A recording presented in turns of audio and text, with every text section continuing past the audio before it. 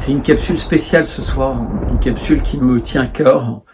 D'une part parce que c'est véritablement l'actualité. Il y a des bouleversements qui sont en train de s'opérer en termes de censure, de nouvelles formes d'interdiction, de prise de parole, de contraintes, de corruption, qui sont terribles. Je pense que ça n'a échappé à personne que Tucker Carlson avait été viré du jour au lendemain de la chaîne Fox News dont il était la star, indépendamment des compétences, des conséquences possibles sur les chiffres de la chaîne. Pourquoi ? Parce qu'il parlait trop, parce qu'il prenait beaucoup de liberté. Et c'est un message terrible pour l'ensemble des journalistes un peu courageux. C'est un message qui leur dit, vous savez, les chaînes se moquent complètement de votre succès populaire. Au contraire, il les inquiète parce que parfois, avec ce succès populaire, il y a une conséquence, c'est que les annonceurs partent. Les procès arrivent et les choses sont terribles. Et d'ailleurs, il y a eu une coïncidence entre le licenciement de Tucker Carlson, enfin pas vraiment le licenciement, en fait il a été sorti de l'antenne, les informations sont diverses de ce côté-là, il a perdu le créneau de son émission, et il doit y avoir une négociation en cours entre lui et la chaîne, et tout ça se passe concomitamment avec des négociations qui ont lieu sur des grands procès. Et là, on parle de procès en centaines de millions de dollars, donc à l'échelle américaine. Mais on a le même type de choses en France. Et c'est ce que je vais développer aujourd'hui. Alors, je vous rappelle juste en introduction que on a le mot censura, c'est un mot qui vient du latin. Et à l'époque, ça voulait dire un examen sévère des faits avec un rapport au religieux. Donc on sait aujourd'hui, on l'a vécu tous plus ou moins fortement dans nos chairs avec la période de la pandémie, que la santé était devenue religieuse, que les positions qu'on pouvait prendre sur les relations internationales relevaient également quasiment du dogme de nouvelles religions en fait. C'est une forme de pensée unique et tout ça est rendu possible parce que finalement, dans toutes les strates des médias, il y a une prise de contrôle qui est totale, qui tenaille, entre guillemets, que ce soit les chaînes de télé, les radios, les journaux nationaux, la plupart des journaux régionaux, y compris les sites internet, finalement, qui sont entre les mains, directes et indirectes, d'un nombre assez limité de personnes. Donc on sait en France qu'il y a une poignée de milliardaires qui contrôlent l'essentiel des médias. Ces milliardaires sont extrêmement liés à l'État français de plein de manières différentes, par leurs activités dans les télécoms, par leurs activités dans la construction, dans les travaux publics, dans l'industrie de la défense, enfin peu importe, ils sont liés pieds et poings liés avec des gouvernements qui savent extrêmement bien comment, sans laisser de traces, tout ça se passe dans des dîners en ville, se passe dans des notes, se passe avec des petits messages de pression dans les médias, des organismes de contrôle qui gèrent les licences, etc.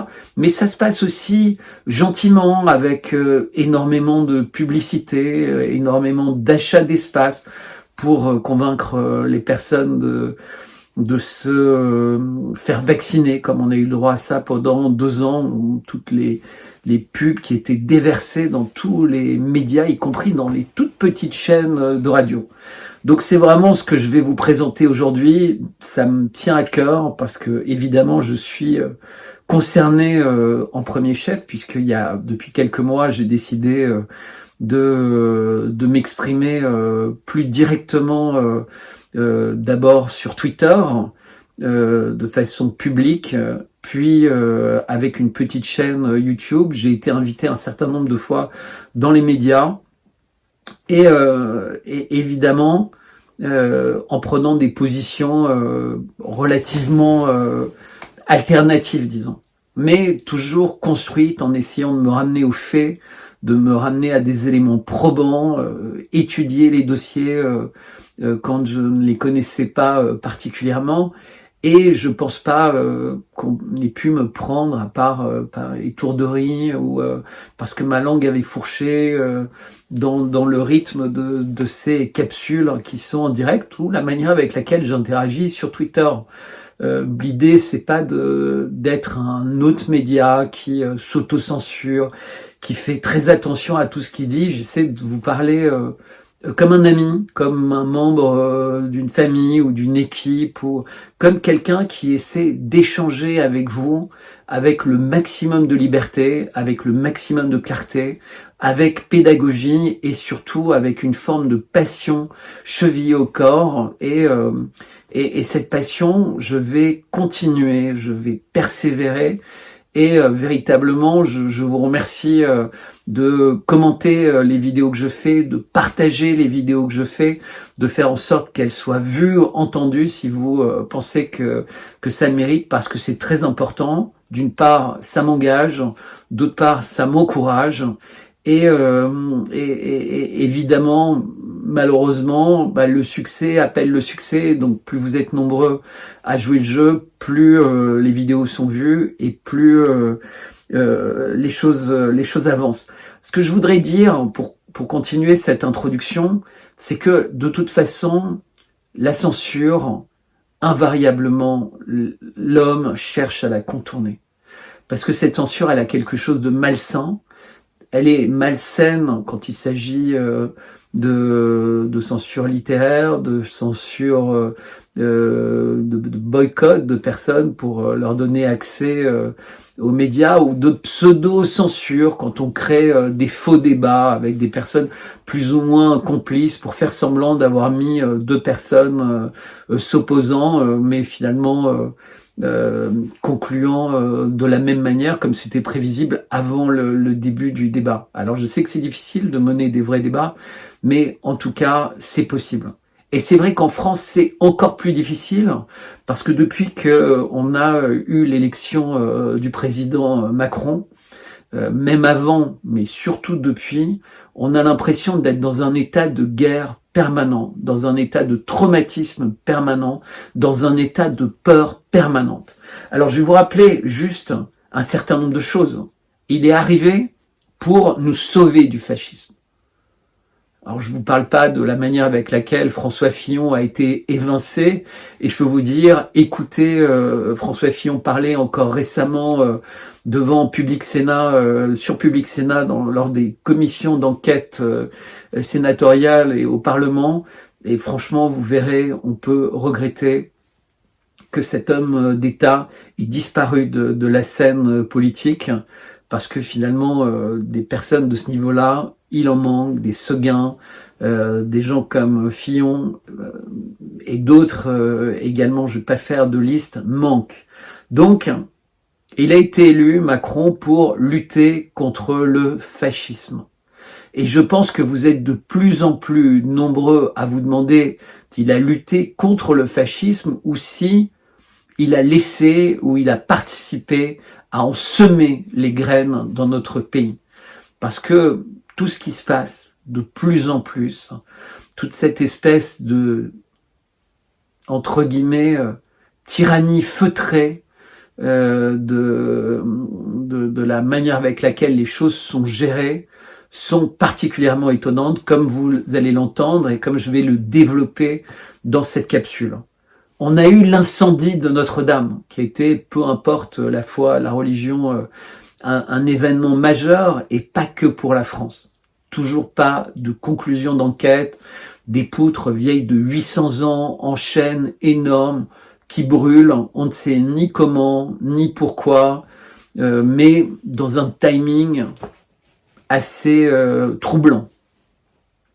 On a eu les gilets jaunes, et je crois pas me rappeler, depuis que je m'intéresse à l'actualité, depuis que je m'intéresse aux manifestations, avoir jamais entendu parler d'autant de mains brisées, de vies brisées, Dieu perdu, etc. Ça a été monstrueux.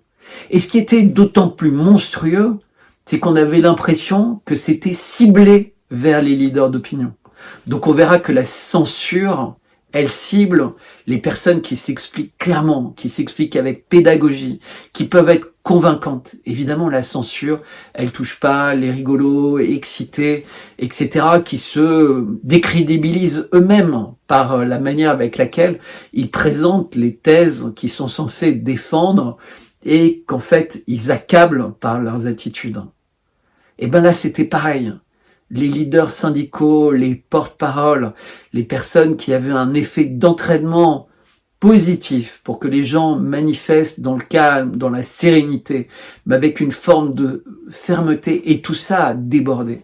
Débordé, et on voit à nouveau aujourd'hui par des extrémistes, Black Bloc ou autres, qui manifestement ont un calendrier différent de chaos, de créer la peur et d'inciter les familles à ne plus aller manifester, d'inciter les enfants à ne plus aller manifester. Je rappelle qu'à l'époque des Gilets jaunes, il y avait des tas de contrôles d'identité, il y avait du harcèlement, combien de personnes ont été suivies pendant qu'elles allaient manifester, ont été questionnées. Si vous aviez un gilet jaune, vous étiez considéré comme un dangereux, comme un séditieux, etc.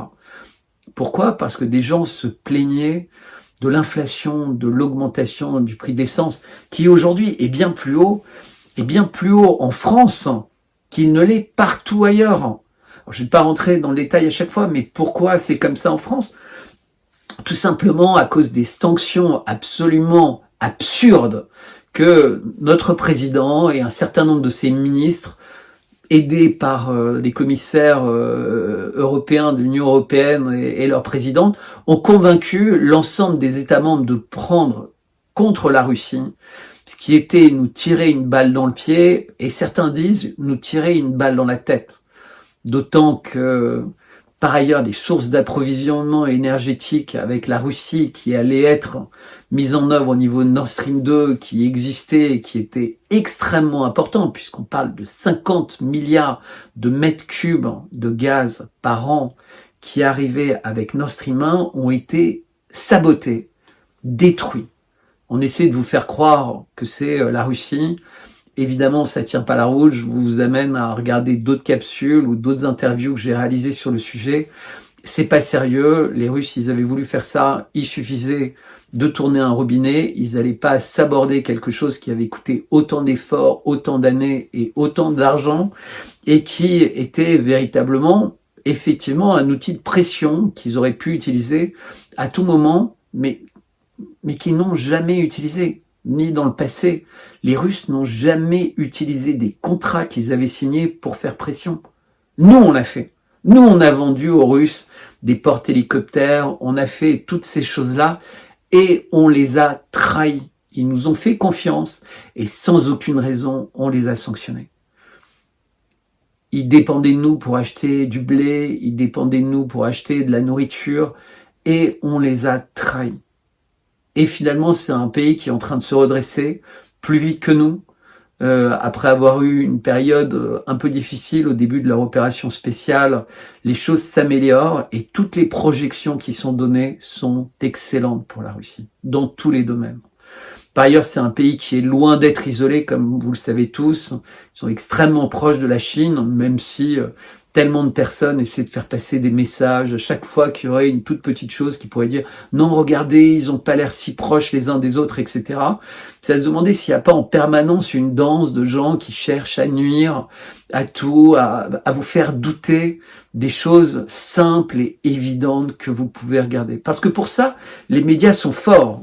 Ils censurent les voix qui sont fortes, claires, pédagogiques, mais ils se donnent un loisir de faire parler des gens qui parlent de tous les cancers de Vladimir Poutine, de tous les membres proches de sa garde militaire ou économique, etc., qui voudraient se débarrasser de lui. Enfin, c'est complètement ridicule. Après les Gilets jaunes, on a eu l'épisode de la pandémie. Donc je pense qu'on se rappelle tous de toutes les absurdités, de tous les mensonges qui ont été regardés. Mais plus que ça, l'anticipation pour y parvenir. Certains médicaments qui ont été consommés par des milliards de personnes dans le monde et qui subitement étaient considérés comme dangereux, interdits de prescription. que ce soit ce que proposait le professeur Raoult ou ce que proposaient d'autres, ou l'ivermectine qui était présenté comme un médicament pour les chevaux, alors que c'était donné régulièrement aux hommes depuis extrêmement longtemps, avec beaucoup de succès et pour de bonnes raisons. Ça a été une période qui a été absolument cauchemardesque. On vous disait assis, debout, couché, et à moi aussi, hein. Mettez un masque, pas un masque, tendez l'épaule, tirez la langue, signez votre attestation, prenez votre café debout, mais pas plus de 5 minutes, ne prenez pas le train. Les marchés en plein air étaient fermés, les marchés en plein air. Les plages étaient fermées, les lieux de sport étaient fermés. Les personnes âgées étaient enfermées dans leur chambre. Vous savez ce que c'est que d'être âgé et de ne plus avoir le droit de faire sa balade. Même dans les prisons, c'était pas aussi sévère et sérieux que ça. Quand vous êtes âgé, la vitesse à laquelle vos muscles fondent, la vitesse avec laquelle votre morale descend, affligeant, destructeur. Et on nous dit qu'on n'avait pas le choix. D'abord, c'est faux. Parce qu'un pays comme la Suède, qui n'est pas forcément un pays cinglé, a pris d'autres positions. La Biélorussie également. Alors vous me direz, c'est quoi la Biélorussie, etc. La Biélorussie, c'est un pays qui est un peu plus petit que l'Ukraine. Entre la Russie, l'Ukraine, la Pologne, les États baltes, c'est un pays qui n'a pas du tout confiné. C'est-à-dire qu'ils n'ont même pas fait le début du commencement de ce qu'a fait même la Suède. Ils ont eu des problèmes particuliers? Aucun problème particulier dans ce pays. Et pourtant, je peux vous dire qu'il y a eu un zèle et des tentatives de l'OMS pour les motiver, les corrompre, etc. Mais ça n'a pas arrêté. Et ils ont tenu, comme d'autres pays, comme Madagascar par exemple, etc. On a un certain nombre de chefs d'État qui sont morts, mais la France, elle était en guerre. Les réunions étaient secrètes pour 50 ans, secret défense. On ne sait pas sur quelle base, comment ils ont fait. Et en ce moment, par chance, il y a des pays comme les États-Unis où les documents sortent, où des gens réussissent à trouver des budgets pour rentrer dans le détail des études et essayer de comprendre ce qui s'est passé. Essayer de comprendre comment on a pu tous être trompés de la sorte. Alors je vous rappelle qu'historiquement, c'était plutôt l'inverse, le cheminement. Il y avait les exercices 201, etc. Donc H1N1, ils ont essayé de nous faire la même chose. Et ils ont appris à mieux le faire. Je peux vous dire qu'un certain nombre de cabinets de conseil en stratégie, de dirigeants ont appris à faire ça formidablement bien et encore mieux avec la pandémie du Covid. Et ça nous pend au nez, ce sera d'une force terrible la prochaine fois.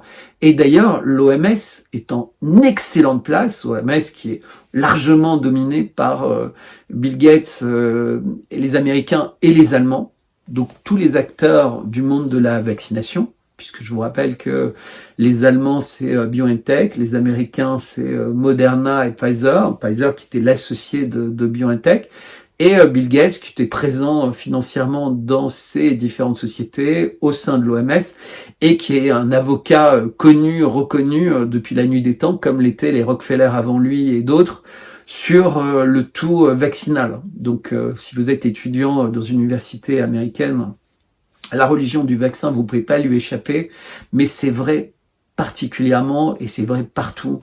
Et si vous avez écouté récemment Véran, le porte-parole du gouvernement, ex-ministre de la Santé, il insiste sur le côté terrible d'avoir fait sauter cette obligation, cette loi sur l'obligation vaccinale des soignants, mais de toute façon, ils trouveront un moyen de recommencer, et le Conseil constitutionnel validera, comme il l'a fait à chaque fois, de façon encore plus sévère. Mais ce qui se passe aux États-Unis, c'est que c'est pas un pays qui fonctionne comme le nôtre. La justice est relativement indépendante. Il y a des gens riches, dont Elon Musk avec les Twitter Files, etc., qui se sont mobilisés et qui se mobilisent pour que la vérité apparaisse. On ne peut pas dire que Elon Musk, c'est quelqu'un qui est contre les vaccins, puisque lui-même a été vacciné, et il explique très bien pourquoi. Il explique la souffrance qu'il a eue, la galère qu'il a eue, mais il l'a fait longtemps après. C'est-à-dire que lui-même n'avait pas fait de prosélytisme là-dessus pour dire que pendant 3 jours, il se sentait entre la vie et la mort, et c'est parce qu'il a eu d'extraordinaires médecins qu'il s'en est sorti. Mais beaucoup de gens ont souffert, beaucoup de gens souffrent encore dans leur chair de ça, et un grand nombre d'entre eux n'osent pas le dire. Et c'est normal. Si vous avez convaincu vos enfants, vos parents, votre femme, etc., c'est extrêmement difficile de les convaincre. Moi, je me rappelle, dans ma galerie, avoir eu des débats là-dessus et essayer d'exprimer mes doutes par rapport à ça. Et les gens me regardaient comme un extraterrestre en me disant « Mais comment ça, vous doutez de la science, vous doutez de ces choses-là ?» Je dis « Bah oui, je doute de la science parce que pour moi, c'est pas la science. » Bon, c'est un long débat, ça sert à rien de revenir en arrière. Ce qui est intéressant, c'est ce qui se passe. C'est que malgré la censure, malgré la tentative de camoufler tout ça, on voit l'intrication du pouvoir scientifique américain avec Fauci, mais d'autres organisations, du pouvoir fédéral avec le FBI, éventuellement même la CIA qui était impliquée pour surveiller ce qui se passait sur les réseaux sociaux, avec l'intelligence artificielle qui est omniprésente et dont on peut parler ad nauseum, tellement c'est inquiétant ce qui est en train de se passer dans ce domaine, et même le patron de Microsoft vient de démissionner parce qu'il a besoin de retrouver sa liberté de parole et essayer d'accompagner Elon Musk dans cette croisade pour alerter les gens sur le risque pour l'humanité entière. Donc on a eu la période du Covid et la censure et l'impossibilité de s'exprimer sur les plateaux, encore une fois, à part des gens qui étaient relativement excessifs ou qui étaient tellement dénigrés, comment le professeur Montagnier a été dénigré, comment d'autres ont été dénigrés, et il y avait quelques petits médias qui ont résisté, qui se sont battus, il y avait quelques internautes qui l'ont fait, qui ont fait un travail d'extrêmement grande qualité, et vraiment on peut les remercier, c'est parce qu'il y a eu cette résistance, cette petite flamme, un peu partout dans le monde, des gens comme Djokovic, que finalement à la fin de ce cycle, il y avait de l'énergie pour que d'autres personnes se lèvent et disent non, et disent on a besoin de comprendre, on a besoin de savoir, on a besoin d'y voir clair sur ce qui s'est passé. Mais là, vous avez 2 types d'acteurs qui se passent. Vous avez la continuation avec l'OMS qui prend le pouvoir, avec l'Europe qui serre encore une fois de plus en plus les maillons, avec l'État français qui a resserré les règles autour des médecins sur leur capacité à s'exprimer, tout le corps médical, les laboratoires, etc. Et tous ces gens qui ont été extrêmement gâtés pendant la période et qui maintenant, pour certains, ont plus de difficultés pour faire face aux conséquences en termes fiscaux qu'ils n'avaient pas anticipé forcément. Donc vous avez tout ça, vous avez les médias, vous avez des procès de gens qui ont osé s'exprimer. Et ce qui est fou, c'est que vous avez des gens qui continuent à être virés de leur poste, hein, que ce soit dans l'éducation nationale, que ce soit dans la médecine, etc., à une époque où on sait qu'ils avaient raison. Vous vous rendez compte? L'inertie du système, ou plutôt son accélération, exactement comme quand le pass vaccinal est passé, ou si vous vous rappelez, c'était pendant les fêtes, de façon très accélérée, à un moment où il y avait de plus en plus de doutes, qui étaient de plus en plus clairs sur le fait que tout était une fumisterie, que les vaccins ne fonctionnaient pas, qu'il allait falloir des premières doses, des deuxièmes doses, des premiers boosters, des deuxièmes boosters, et des troisièmes et des quatrièmes. Aujourd'hui, il y a des gens qui en sont à 7. Le délire. Et les enquêtes les plus sérieuses qui sont produites en ce moment, qui disent le risque. Puis l'Ukraine, le monstre russe, le dictateur Poutine, qui a l'article de la mort et donc qui est capable de mettre le feu au monde si seulement les gens qui l'entourent comprenaient le danger qu'il représente.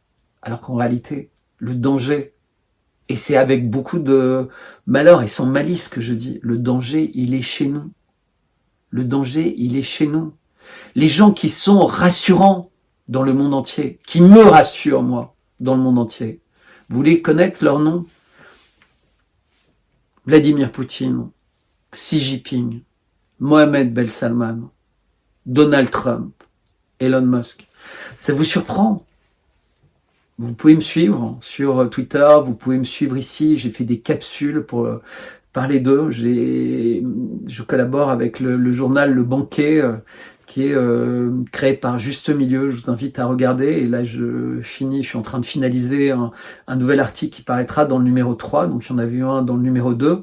Et je parle de ces personnes et je dis leur importance et leur rôle pour la stabilité du monde, pour en finir avec tenter d'en finir avec cette hégémonie incroyable de la pensée woke, hein, cette hégémonie incroyable du dollar, cette hégémonie incroyable des médias, de la finance, des dettes, de la corruption des âmes, de la corruption des forces vives des pays, de la corruption des étudiants.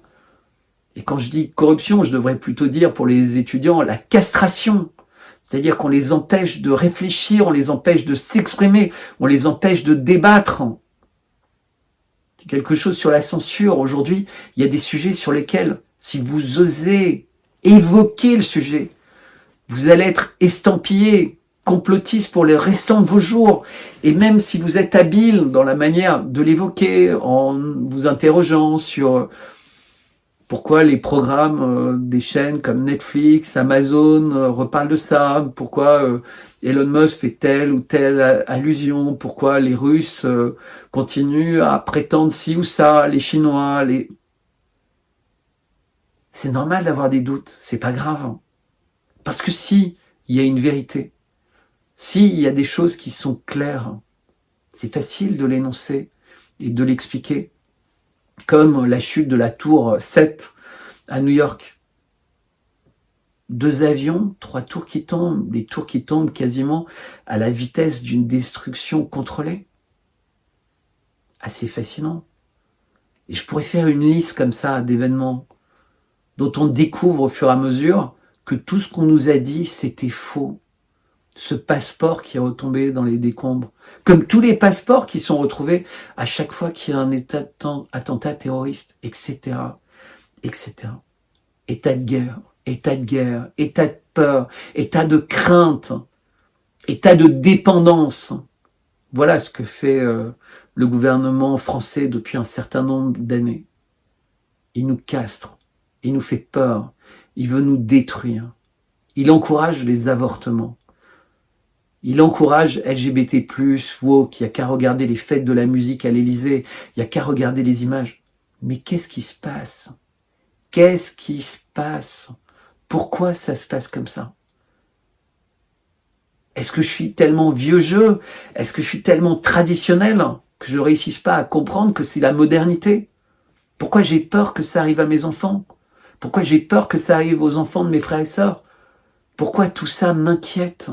Pourquoi j'ai l'impression que c'est un virus qui nous envahit, le virus de la peur, le virus des injections permanentes, le virus de la destruction de toutes nos valeurs, de tout notre bon sens.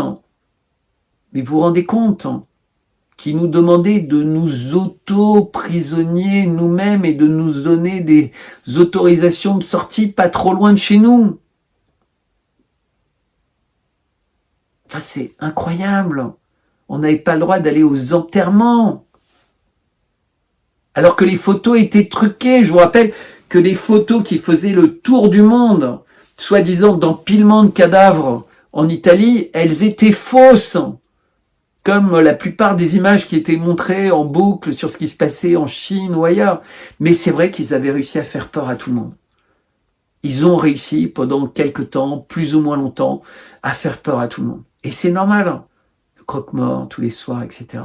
Et surtout, pas de voix contradictoires. Elles étaient interdites, elles étaient censurées. C'est pour ça que ce sujet est si important sur la censure, la corruption. Et maintenant, beaucoup de révélations qui ont lieu. Énormément de révélations aux États-Unis sur Fauci, Gates, Epstein. Personnage extrêmement intéressant, comme on le voit.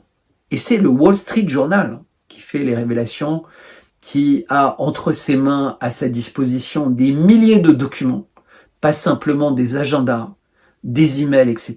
Et la liste de noms qui sortent, les listes de faits qui sont révélés, les listes de connexions et d'interactions sont totalement épouvantables. On rentre derrière le lapin d'Alice au Pays des Merveilles dans un trou qui est d'un glauque inimaginable. Inimaginable. Et je vous rappelle que des gens qui se sont intéressés à ces sujets-là ont été détruits par les fact-checkers, ont été détruits par les chasseurs de conspirationnistes qui sont payés par l'État, qui sont payés par des associations elles-mêmes payées par l'État, qui sont payés par des grandes entreprises woke, qui sont payés par des gens qui ont un agenda dans ce domaine. C'est ça la réalité. Et c'est ça que je vais essayer de vous raconter. Et c'est ça que je vais essayer de vous faire partager avec moi. Il y a des sites qui ne sont créés que pour travailler en réseau, avec d'autres journaux, pour améliorer leur référencement sur Google. Et amusez-vous à regarder. Ils sont incroyablement référencés, alors que c'est des sites dans lesquels il y a assez peu de trafic, etc. Mais tout de suite, ils battent même les référencements de grands quotidiens. Vous croyez que c'est le hasard? Vous croyez qu'ils sont si bien référencés par hasard? Moi, je crois pas. Mais interrogez-vous, cherchez, creusez. Creusez. Il faut enquêter, il faut se battre. Comme le propose Elon Musk avec Twitter, battons-nous ensemble, enquêtons ensemble, démontrons ensemble, levons-nous ensemble, c'est super important. Et pour l'instant, le combat, c'est contre cette censure, pour la vérité, et ça veut dire qu'il faut chercher, il faut creuser, il faut se battre pour ça. Il faut surtout plus faire cette autocensure qu'on fait à notre échelle, parce qu'on a peur d'être jugé si on s'exprime sur telle ou telle question, mais autocensure que font aussi les sociétés de production qui travaillent pour les grandes chaînes. Et je pourrais vous citer des exemples que j'ai vécus, où vous êtes invité à parler sur une chaîne pour une émission qui continue à avoir des débats, et finalement on vous appelle et on vous dit « Désolé, le service juridique ne veut pas vous voir parce que c'est compliqué. » Vous avez une étiquette, vous êtes pas forcément quelqu'un qui est bienvenu pour un certain nombre d'annonceurs, pour un certain nombre de gens, pour un certain nombre de procès qu'on a et de décisions qu'on a pour que le groupe puisse garder un certain nombre de licences, etc. Mais ça se passe au niveau des grandes chaînes, mais ça se passe aussi au niveau des petits médias. Toutes ces petites personnes un peu misérables qui essayent de garder leur petit terrain à elles, ou alors ceux qui corrompent parce qu'ils ont un peu plus d'argent et qui vont donner de l'argent pour s'acheter de la visibilité chez des médias amis et puis glisser leur petit venin pour s'assurer que ceux qui pourraient parler, qui pourraient faire de l'ombre, encore une fois, qui pourraient sortir de leur discours intéressant souvent. Et c'est ça qui est terrible. C'est qu'au lieu d'être alliés, il y a des batailles de chapelles, il y a des destructions. Prenons juste, à titre anecdotique, Astérix et Obélix, c'est pareil. On a un petit village, et il y a sans arrêt le barde, le boucher, le machin, etc., qui se frappent sur la gueule, le chef du village avec sa femme. Mais c'est pareil. Alors, le problème, c'est qu'on n'a pas la potion magique. La potion magique, c'est l'argent. Ça, c'est ceux qui sont en face qui ont l'argent magique. Donc, il faut qu'on arrête, il faut qu'on s'unisse comme une équipe. Donc oui, j'ai pas envie de dire quoi que ce soit. Il y a des chaînes, il y a des sociétés de production, il y a des gens, je leur ai parlé, j'ai discuté avec eux, et ils m'ont convaincu, et c'est vrai qu'ils sont mal jugés, qu'ils ont plein de procès de tous les côtés, qui sont tombés dans tous les pièges possibles et imaginables, parce qu'il y a des gens qui sont fous, il y a des gens qui profitent de l'occasion du direct ou autre pour se faire de la pub, pour se faire mousser, etc. Et c'est pas bien. Il faut agir sérieusement, il faut agir en conscience, il faut construire ensemble et il faut pas détruire les autres en croyant que ça va nous servir. Parce que faire ça, ça décourage tout le monde. On doit se relever les manches, on doit assumer qu'on n'a pas forcément les mêmes idées, on n'a pas forcément les mêmes backgrounds, on n'a pas forcément, mais on n'est pas obligé de se détruire les uns les autres, il faut s'unir. C'est vraiment important.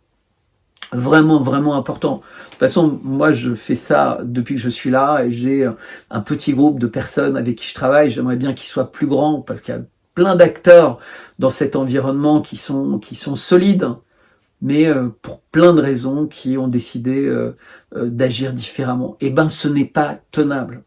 Il faut arrêter de se méfier. C'est encore une fois ce que disait Elon Musk. Arrêtez de censurer, arrêtez de bloquer tout le monde, arrêtez de faire du mal à ceux que vous comprenez pas ou qui sont légèrement différents parce que ces gens-là, vous en avez besoin, on en a besoin.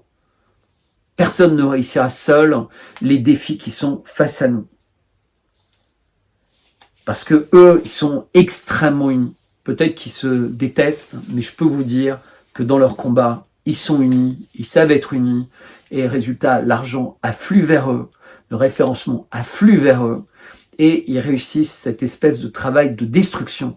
Alors on n'a vraiment pas intérêt à les aider en plus, croyez-moi.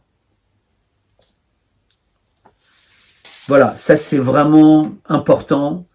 Il faut savoir qu'on s'attaque à des gens qui ont d'une part beaucoup de moyens et qui réussissent donc à obtenir une forme d'autocensure.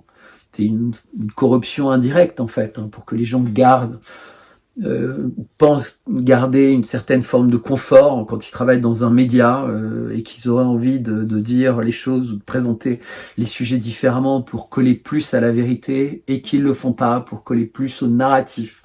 Donc que ce soit sur l'Ukraine, sur le virus, sur les retraites, sur n'importe quoi. Et parfois il y en a qui sont courageux, mais rarement. Alors le fait d'être courageux de temps en temps, une fois par mois, alors ça leur donne des médailles et ça donne de l'espoir, puisque ça donne l'impression au public qui regarde de façon consciencieuse les informations sur les grandes chaînes d'information françaises qui appartiennent tous à une poignée d'individus, que non, regarde, il a osé dire ça, tu vois, il a du courage. Mais le problème, c'est que la récitation des mensonges quotidiens, la récitation des éléments de langage quotidiens qui disent absolument l'inverse est bien plus forte qu'une ou deux fois où on lève un petit peu le voile sur la vérité, parce que c'est comme ça que ça fonctionne. Si on vous répète 1000 fois des mensonges et qu'on vous dit une fois de temps en temps la vérité, et qu'on recommence le lendemain à vous dire les mensonges, bah vous allez être désespéré à croire la vérité, puisque vous avez déjà oublié l'essentiel, et c'est pas une critique, c'est normal, c'est comme ça.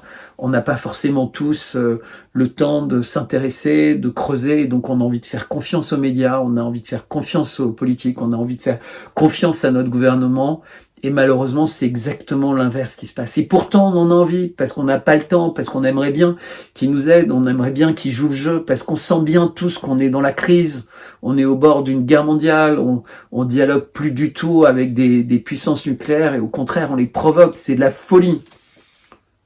Et en parallèle, il y a des dîners en ville dans lesquels on décide qui va être riche, qui va être pauvre, qui va être défendu, qui va être attaqué, qui va être subventionné, qui va voir le nombre de publicités sur son média ou son émission être coupé. Mais oui, ça se passe comme ça. Vous savez, je vais juste vous donner un exemple. La plupart des annonceurs, prenons les grands annonceurs, boîtes de télécom, boîtes automobiles, etc., etc. Qu'est-ce qu'elles ont en commun? In fine, en fait, quand vous regardez en haut, elles sont entre les mains d'un nombre extrêmement limité d'acteurs financiers très puissants. On vous parle beaucoup de Vanguard, on vous parle beaucoup de BlackRock. Il y en a 2-3 autres qui peuvent être des fonds d'État ou des fonds de pays souverains ou de grandes banques. Et puis en plus, souvent, en fait, ils sont pas forcément visibles en tant que tels parce qu'ils ont des produits sophistiqués au travers desquels ils possèdent et on ne sait pas forcément que c'est eux qui sont derrière. Et donc, vous imaginez l'importance de ces gens-là qui possèdent les médias, qui possèdent les réseaux sociaux, qui possèdent les annonceurs, qui possèdent les agences de médias. Quand ces gens-là vous disent « arrêtez », Et d'ailleurs, souvent, ils possèdent même, où ils ont des intérêts énormes avec des grands cabinets dont ils sont d'avocats, dont ils sont des clients très importants. Vous croyez vraiment que les chaînes vont prendre le risque d'inviter des gens qui vont pas plaire au gouvernement ou à ces bacs-là? Bien sûr que non. Et donc, d'où l'importance de lieux comme Elon Musk. Quand il a repris Twitter, je pense que tout le monde l'a su, il a dit et répété, mais quasiment instantanément, plus de 70% des annonceurs ont quitté la plateforme. Était en cessation de paiement, c'est-à-dire qu'il aurait pu avoir dépensé 45 milliards pour une boîte qu'il allait devoir fermer quelques semaines après. Il a dû licencier 70% des employés qui ne servaient en réalité qu'à faire la censure et avancer le narratif woke, le narratif Covid, le narratif l'Ukraine c'est bien, la Russie c'est mal, et tous ces narratifs. Et ça, c'est la réalité. Et donc, le grand changement qu'il a opéré, c'est qu'il a demandé à nous, qui en fait étions le produit, qui étions le temps de cerveau disponible pour être manipulé et pour apprendre à être castré, à être auto-censuré pour pas être éjecté au fur et à mesure de Twitter. Il a dit, bah voilà, maintenant vous voulez avoir beaucoup plus de fonctionnalités, beaucoup plus de possibilités, vous allez payer. Ben moi j'ai payé avec beaucoup de plaisir pour être sur Twitter et je continuerai à le faire. Et peut-être un jour parce que la France, l'Europe et d'autres fourbissent leurs armes pour censurer Twitter, et ça arrivera forcément à un moment ou un autre, ils trouveront des solutions, comme ils en ont trouvé pour censurer l'intégralité des médias russes et énormément de personnes. Et ben voilà, il faudra trouver d'autres solutions, il faudra trouver d'autres moyens de s'exprimer. Il en existe, peut-être ce sera possible d'écrire un livre, mais toutes les grandes maisons d'édition sont entre un nombre limité de mains. Peut-être qu'il faudra faire comme à l'époque de la Révolution française, tirer des pages et aller les distribuer ou trouver des amis pour les distribuer sur les marchés, j'en sais rien. Il faudra continuer à parler, il faudra continuer à s'exprimer, mais surtout ça ne fonctionnera que si on est unis et qu'on arrête de s'auto-censurer et de cacher la vérité. Il y a des gens qui savent des choses, il y a des gens qui sont à l'intérieur de grandes entreprises, il y a des gens qui sont à l'intérieur de grandes administrations, il y a des gens qui voient des malversations, il y a des gens qui voient des magouilles. Eh ben, ils doivent aller voir la justice, ils doivent aller voir des journalistes qui sont crédibles, ils doivent trouver des moyens de parler, ils doivent trouver, parce que l'heure est grave, véritablement, l'heure est grave. L'enfermement risque d'arriver beaucoup plus vite qu'on l'imagine, et donc il faut se battre tous ensemble et ne pas avoir peur de toute façon des choses. Il y a des révélations, je vous dis, énormément aux États-Unis sur les liens d'Epstein. Des milliers de documents, le Wall Street Journal, c'est un journal sérieux, c'est pas du tout un journal complotiste. Alors je sais pas jusqu'où ils vont aller dans les révélations, est-ce qu'ils vont libérer tous les documents, qu'est-ce qu'ils vont faire, mais on a des listes de noms qui sont sorties en ce moment au goutte à goutte, un peu comme Twitter l'avait fait avec les Twitter Files, et je pense qu'il y a encore beaucoup de choses qui vont sortir et qui sont complètement affolantes sur les liens d'Epstein avec le monde de la finance, avec le monde des médias, avec le monde du cinéma et avec le monde des big tech, mais jusqu'au sommet. Et tout ça, ça fait que finalement, les médias, parce que ce qu'on comprend, ce qui est suggéré, en fait, c'est que Epstein, c'était un espèce de super maître chanteur. Il a tenté de se suicider 2 fois. Je suis pas sûr qu'il avait vraiment envie de se suicider. Il y a plein d'éléments qui sont troublants. Quelqu'un qui a essayé de se suicider une première fois. Comment est-ce que c'est possible qu'il puisse aussi vite après se ressuicider, avec plein de documents, plein de témoignages, plein de révélations hyper importantes qu'il aurait pu faire sur des personnes vraiment très connues, du premier plan de la scène internationale, politique ou économique, j'en ai cité certains. Pourquoi? Comment ça a été possible? et les caméras, les bandes qui ont été effacées, les gardiens qui disparaissent, etc. Mais évidemment, le dire, c'est être complotiste, comme ce que j'évoquais tout à l'heure sur le 11 septembre et sur plein d'autres choses. Le fait que c'est pas le pangolin qui est responsable du Covid et que c'est certainement pas un laboratoire en Chine, que c'est beaucoup plus compliqué que ça. Et beaucoup plus compliqué que ça. Est-ce qu'on le saura? Est-ce qu'on saura ce que font tous les biolabs américains dans le monde? Quels sont les liens entre fossiles, l'argent, d'où ils venaient, comment ils venaient, quel est le mode de fonctionnement? Les Russes travaillent dessus. Ils ont demandé une enquête au niveau des Nations Unies pour y voir clair. Les Chinois ont soutenu cette demande, d'autres pays ont soutenu. La France fait partie des pays qui ont voté contre, de la même manière qu'on a voté contre l'enquête pour savoir qui avait saboté Nord Stream. Non mais vous vous rendez compte, les grandes démocraties qui votent contre des enquêtes de l'ONU pour savoir ce qui s'est passé sur des choses gravissimes, comme la présence de biolabs, l'origine du coronavirus et le sabotage de Nord Stream. Mais c'est un délire complet. Et nos médias n'en parlent pas. Nos médias, nos grands journalistes, nos grands chroniqueurs n'en parlent pas. Ils veulent pas dire aux Français que la France vote contre ça. Et pourtant, il faut que tout le monde le sache. Parce que c'est important. C'est important de comprendre comment une démocratie comme la nôtre ne veut pas connaître la vérité, ne veut pas participer à la révélation de la vérité. Mais en revanche, va financer des gens qui vont dire à ceux qui s'expriment là-dessus de faire des fiches et de les appeler complotistes, conspirationnistes, et ce qui fait que c'est comme un tatouage. Vous avez un espèce de tatouage sur Internet qui va vous suivre et qui va faire que des gens un peu moins informés vont passer beaucoup de temps et beaucoup d'énergie à douter. Mais c'est misérable ces méthodes. Que cet argent soit utilisé pour chercher la vérité. Bref, imaginons d'ailleurs qu'en France, il y ait des journalistes zélés, un peu plus courageux, qui ont envie de se battre, de prendre leur temps d'antenne et leur budget pour faire des recherches. Alors il y en a de moins en moins dans la presse, il y en a de moins en moins à la télé. On sait que il y a les chroniques, il y a les éléments de langage qui sont donnés par les gouvernements. Alors on apprend qu'il y a des dîners secrets du président de la République avec des éditorialistes qui sont pas censés parler. Au cas où vous ne le sauriez pas, dans les ministères, il y a des dizaines de personnes qui font des fiches qui sont envoyées aux différents journaux, aux médias pour expliquer les réformes, pour expliquer.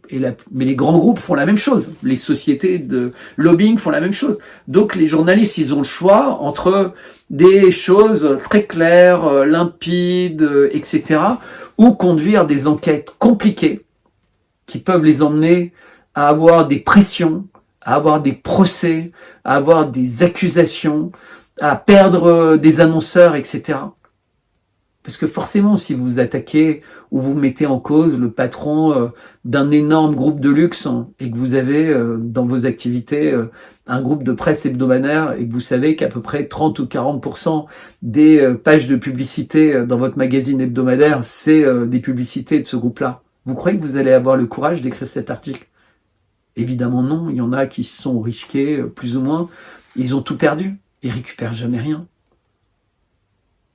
Parce que c'est comme ça que ça se passe. Tenu complètement par les subventions, parce qu'il y en a plein dans la presse, mais uniquement pour la presse amie, la presse complice, la presse docile, les pages de publicité et les aides. J'ose même pas dire le chiffre, 666 millions d'aides à la presse. Ça, c'était le sommet de l'iceberg, parce qu'il y avait évidemment les centaines de millions de pubs qui ont été payés et qui ont permis aux journalistes pendant cette période d'avoir beaucoup de primes, d'avoir des plus gros salaires, d'avoir des perspectives de plus belles voitures de fonction, de plus beaux séjours à l'étranger pour ci ou ça. C'est en tout cas absolument épouvantable, c'est triste. C'est des choses qui ont existé à différentes époques de notre histoire. Je dis pas que on est à un moment qui n'a jamais existé au sens où une grande partie des pouvoirs étaient entre un nombre de petits limités de mains, etc. Mais dans les proportions actuelles, ça n'a jamais été le cas. Jamais, jamais été le cas. On a des gens qui ont des richesses du type plusieurs centaines de milliards de dollars. Alors pour ceux qui se rappellent du franc, ça voudrait dire des milliers de milliards de francs. Alors quand vous savez que 1 milliard, c'est déjà une somme irréelle, que vous ne pouvez pas dépenser facilement une vie ici, alors en achetant des yachts extraordinairement chers, des jets, des avions extraordinairement chers, des maisons extraordinairement chères, mais même avec 1 milliard, vous pouvez acheter tout ce que je viens de dire. Et des beaux, franchement des très très beaux. Puisque là, on parle de gens qui pourraient même s'acheter une flotte militaire, qui pourraient construire un Charles de Gaulle, l'équiper avec des bateaux, avec des avions, avec des missiles, etc. Là, on est au niveau du budget militaire de la Chine, plus la Russie, plus l'Inde chaque année.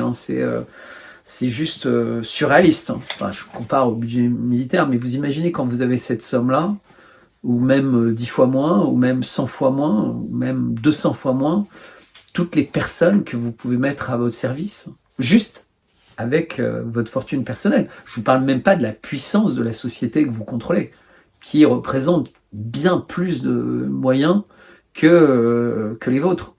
Et à l'intérieur de laquelle, d'ailleurs, vous êtes en alliance avec des gens qui représentent encore plus, et dont vous êtes un des amis de ces fameux dîners en ville, donc ces fameux hedge funds, ces fameux grands. Et tous ces gens-là sont ensemble, ils se protègent ensemble, ils construisent les lois parce qu'ils ont un impact sur les cabinets de conseil en stratégie, sur les lobbyistes.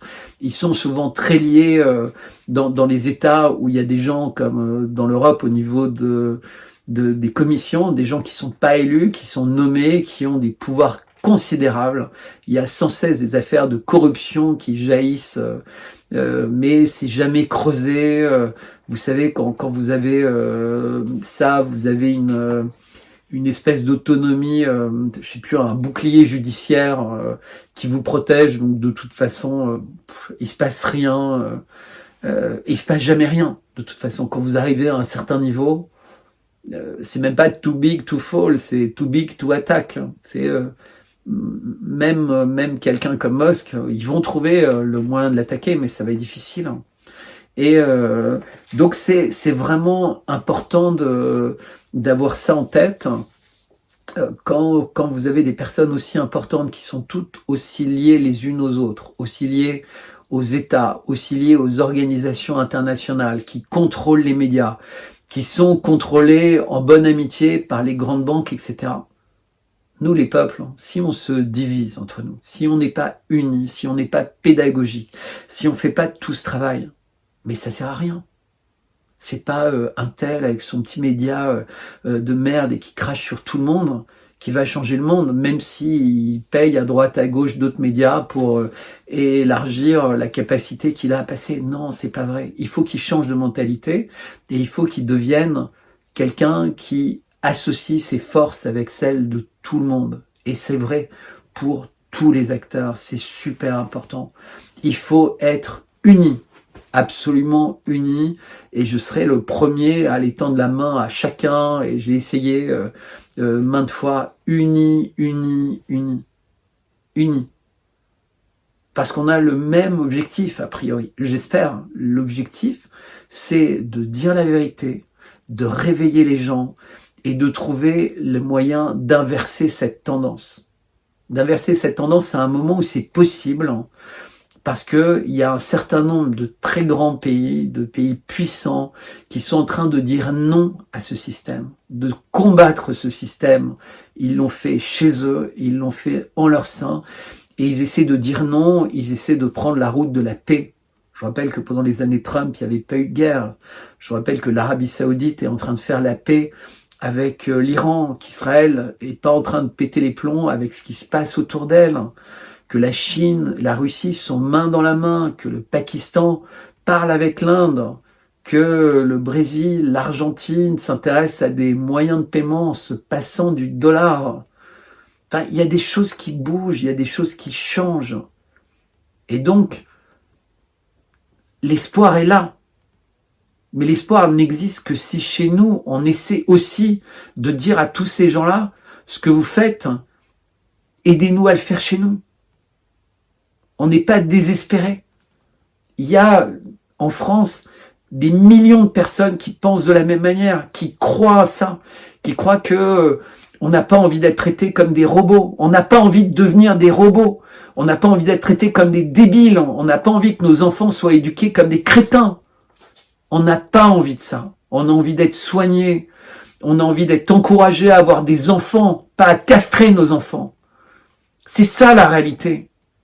C'est ça que j'ai vraiment envie de dire et pour lequel je vais combattre de plus en plus et je vais combattre aussi effectivement mon envie d'être plus modéré parfois, etc.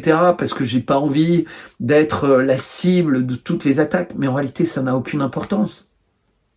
Parce que si on réussit pas à ça, qu'est-ce qui aura de l'importance? Croyez-moi, qu'est-ce qui aura de l'importance avec l'intelligence artificielle débridée, avec les tentatives d'attentats contre le Kremlin, ou comme pour les sabotages de Nord Stream, ils essaient de faire croire, avec beaucoup d'intelligence, de force de conviction, etc., parce que c'est toujours facile, comme tout le monde devient parano, de faire croire qu'en réalité, c'est peut-être des proches de Poutine qui ont fait ça. Vous en faites pas. Les Russes sont des gens calmes.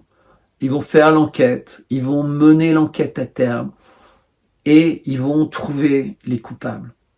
Alors peut-être les coupables sont déjà morts, ils sont déjà peut-être assassinés ou autre, mais ils vont chercher, ils vont trouver, et ils vont passer de la conviction à la certitude.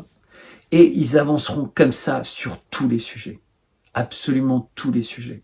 Et quand il y a des personnes qui se vantent de les avoir trompés, quand il y a des personnes qui se vantent d'avoir sur les accords de Minsk, etc., triché, moi, je serais à la place de ces personnes, je me dirais, merde, qu'est-ce que j'ai fait? Pourquoi j'ai fait ça? Est-ce que j'avais raison? Est-ce que c'est sain de vouloir encourager la guerre? Est-ce que c'est sain de préparer la guerre entre puissances nucléaires, entre pays qui ont été meurtris par une pandémie qui a été extraordinairement injectée, exagérée pour pouvoir injecter tellement de monde? Et cette affaire Epstein, je vous assure, c'est vraisemblablement quelque chose de très important, énorme, qui va provoquer beaucoup de vagues.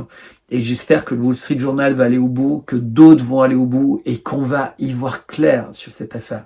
Parce qu'elle va déclencher énormément de choses. Et ça, c'est vraiment important. Les petites plateformes, c'est le lieu aujourd'hui du courage.